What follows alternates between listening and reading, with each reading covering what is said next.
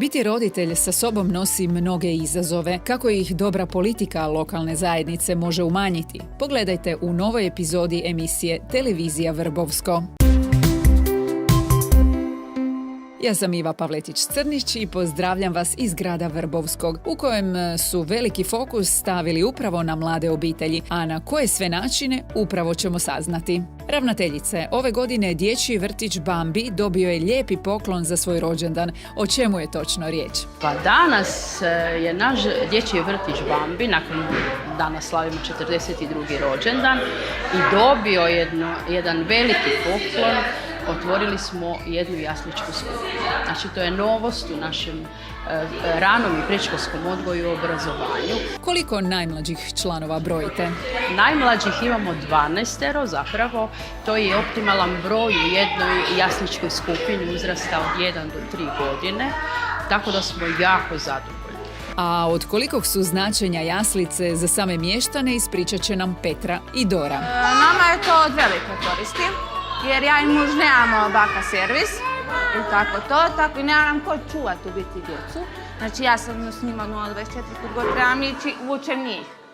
Tako da mi ove od velike koriste što se ovo otvorilo i što ih mogu uopće staviti tu i da budu. Kako bi jedna zajednica rasla, potreban je zajednički napor, a na koje sve načine grad pomaže, ispričat će nam pročelnica Marina Tonković. Pa evo, grad Vrbovsko već nekoliko godina provodi demografske mjere na svom području.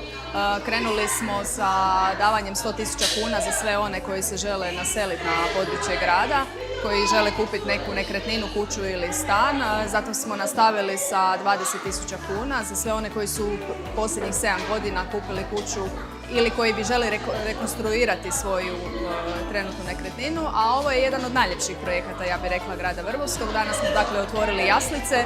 Sad je na tapetu jedan novi projekt koji će usrećiti brojne mališane. Tako je, odmah uz prostor u zgradu jaslica gradimo jedno veliko dječje igralište koje će, evo, na neki način potpuniti cijeli ovaj kompleks.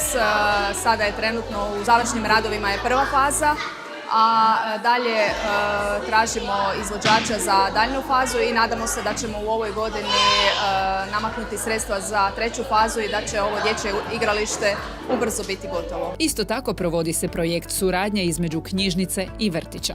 Pa ovo je jedna lijepa suradnja koja je iznikla, evo, upravo ideja naše ravnateljice, dakle nacionalni program čitanja gdje će ravnateljica dati, odnosno pokloniti članarine svim roditeljima koji su, odnosno njihovoj djeci koji su polaznici jaslica, i potaknut će im se čitanje svakodnevno od 15 minuta. Jednom tjedno će to raditi ravnateljica, a ostatke će raditi odgojiteljice. Mislim da je to jedna lijepa suradnja i da je to zapravo dobro za našu djecu da svakodnevno se uključuju u taj projekt.